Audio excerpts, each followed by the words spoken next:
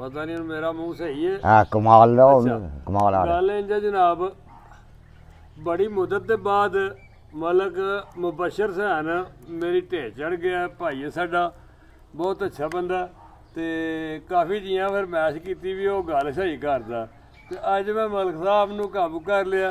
मलक साहब अज दसणगे। मलक साहब ने आखो मैनू जी हकीकत है वो करो ना, उन्हें काबू मैनू किया।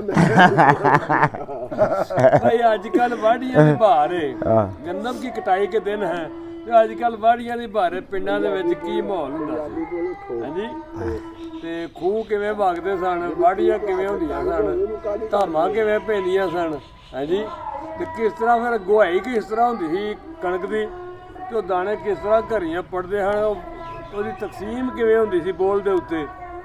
ਤੇ ਉਹਦੇ ਬਾਅਦ ਚ ਫਿਰ ਕਿਸ ਤਰ੍ਹਾਂ ਲੋਕੀ ਵਿੱਚ ਜਿਹੜੇ ਮਾੜੇ ਲੋਕ ਸਨ ਉਹ ਕਿਸ ਤਰ੍ਹਾਂ ਸਿੱਟੇ ਚੁੱਕ ਕੇ ਲਿਆਉਂਦੇ ਸਨ। ਆਏ ਹਾਂ ਕਰੋ ਜੀ ਕਰੋ ਉੱਥੇ ਜੀ। ਨਹੀਂ ਮੈਂ ਤੇ ਲਗਾ ਫੜੇ ਤੋਂ ਕਰ ਆਹੋ ਗੱਲ ਬਸ ਠੀਕ ਹੈ। ਉਹ ਜਿਹੜੇ ਆਉਂਦੇ ਹਨ ਤੇ ਨਾ ਆਖੇ ਭੁੱਲ ਜਾਂਦਾ ਬੰਦਾ।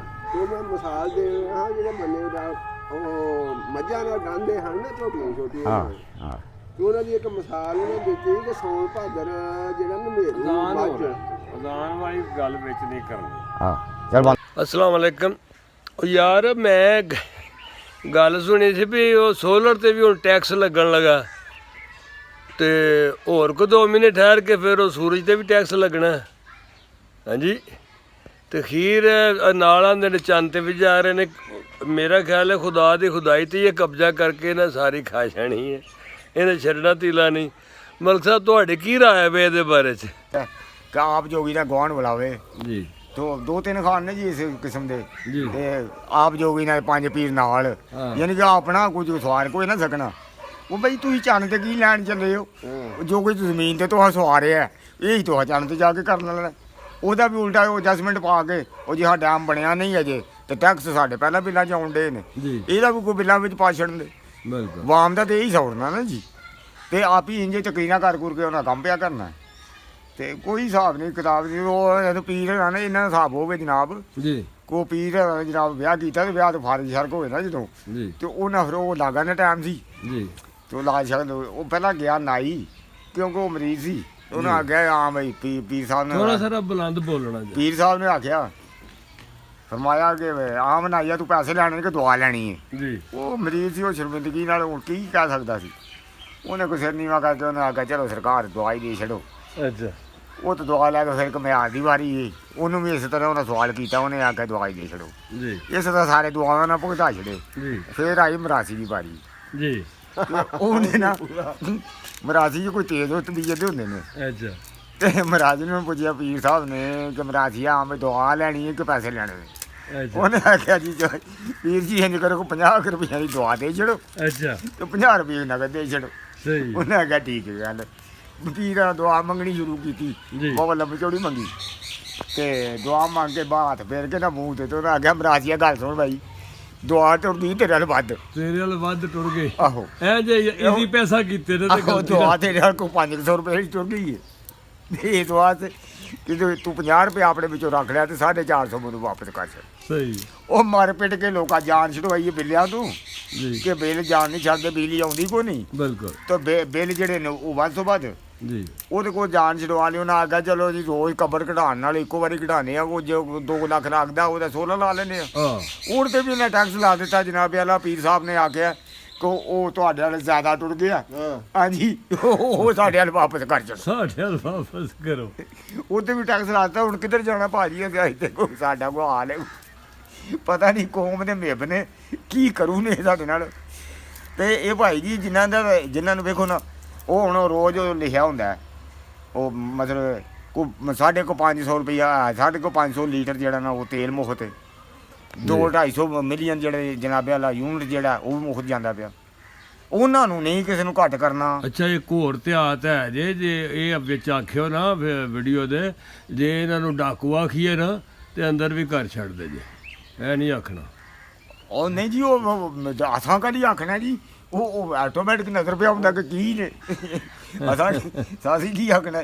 ਤੇ ਉਹ ਅੰਨੇ ਨੂੰ ਕਾਣੇ ਨੂੰ ਇੱਧਰ ਮੂੰਹ ਕਰਕੇ ਪਿਆ ਕਾਣਾ ਪੀ ਪਿਆ ਕੋ ਪਤਾ ਉਹ ਲੱਗ ਜਾਂਦਾ ਤੇ ਉਹਦੀ ਵਾਹ ਕੋ ਪਾਵੇ ਨਾ ਕਾਣੇ ਨੂੰ ਲਾਂਬੇ ਮੂੰਹ ਕਰਕੇ ਵੀ ਆਖੋ ਨਾ ਕਾਣਾ ਉਹਨੂੰ ਪਤਾ ਲੱਗ ਜਾਂਦਾ। ਕਾਣ ਤੋਂ ਜਦੋਂ ਕੌੜ ਮਨਾਉਂਦਾ ਹੀ ਨਹੀਂ ਤੇ ਉਹਨੂੰ ਪਿਆ ਕੋ ਤੇ ਕੀ ਫਰਕ ਪੈਣਾ ਉਹ ਇਹਨਾਂ ਨੂੰ ਕੋਈ ਨਹੀਂ, ਉਹ ਤੇ ਜਨਾਬ ਕੱਪੜੇ ਝਾੜ ਕੇ ਫੇਰ ਆਉਂਦੇ ਨੇ, ਨਾਲ ਐਤ ਪੜਦੇ ਨੇ, ਨਾਲ ਮੁਖਲਸ ਤੇ ਉਹ ਜਨਾਬ ਅੱਲਾ ਆਮ ਦਰਦ। ਅਸਲ ਮਸਲਾ ਇਹ ਹੈ ਕਿ ਜਦੋਂ ਮਤਲਬ ਆ ਤੁਸੀਂ ਬੀਬੀਆਂ ਨੂੰ ਵੇਖਿਆ ਰਾਹ ਦੇ ਵਿੱਚ ਬੈਠੀਆਂ ਕਈ ਨੂੰ ਤੇ ਬੱਚੇ ਜਾਂਦੇ ਛੇੜ ਜਾਂਦੇ ਨੇ, ਨਾ ਛੇੜਨ ਉਹਨਾਂ ਨੂੰ ਜੀ, ਤੇ ਇੱਕ ਦੋ ਬੱਚਾ ਲੰਘ ਜਾਏ ਤੇ ਖੁਦ ਛੇੜਦੀਆਂ ਨੇ। ਫਿਰ ਇਹਨਾਂ ਨੂੰ ਤੇ ਉਹ ਵੀ ਨਹੀਂ ਚੀਜ਼ ਰਹੀ, ਇਹ ਤੇ ਕੁਰਾਨ ਦੀ ਆਇਤਾਂ ਪੜ੍ਹ ਕੇ ਝੂਠ ਮਾਰਦੇ ਝੂਠ ਮਾਰਦੇ ਨੇ।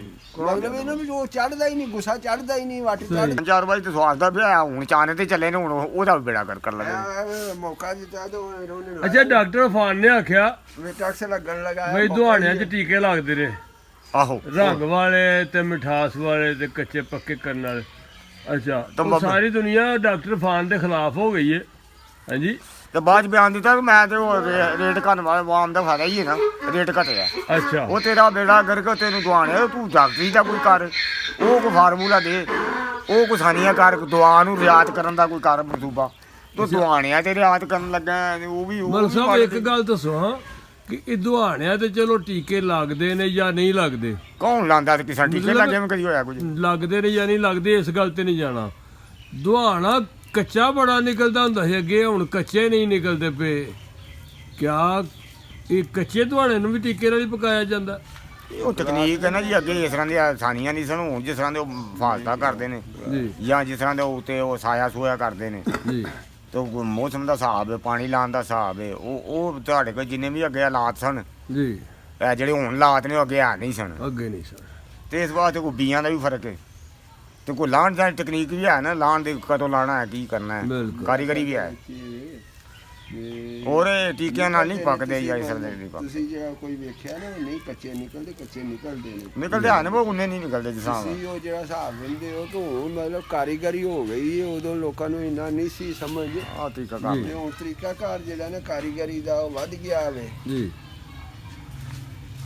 ਆ ਨਹੀਂ ਉਦੋਂ ਜੀ ਅਸੀਂ ਉਹ ਸਾਰੇ ਸਾਨੂੰ ਕੀ ਪਤਾ ਹੁੰਦਾ ਸੀ, ਅਸੀਂ ਤਾਂ ਐਵੇਂ ਬੀਜ ਸੁੱਟਣ ਵਾਲੇ ਸਨ, ਹਾਂ ਤੇ ਜਿਹਦੀ ਮਰਜ਼ੀ ਜਾਣਾ ਉਹਨੇ ਐਵੇਂ ਨਹੁੰ ਪਿਆ ਉੱਤੇ ਮਾਰਨਾ ਤੇ ਖੋਹ ਲੈਣਾ, ਹਾਂ ਇੰਨੇ ਪੇ ਖੜਕਾਉਂਦੇ ਤੇ ਉਹ ਵੀ ਐਵੇਂ ਕੋਈ ਤੇ ਪਤਾ ਕੋਈ ਨਹੀਂ ਸੀ ਪਤਾ ਕੋਈ ਨਹੀਂ ਤੇ ਖੋਹ ਲੈਣਾ। ਹਾਂ ਤੂੰ ਕੱਚਾ ਨਹੀਂ ਕਰਾਉਣਾ, ਹੁਣ ਕਾਰੀਗਰ ਨੇ ਲੋਕ ਇਸ ਵਾਸਤੇ ਕੱਚੇ ਕਰ ਸਹੀ, ਨਿਕਲਦੇ ਹੋਣੇ ਆ, ਨਹੀਂ ਨਿਕਲਦੇ ਘੱਟ।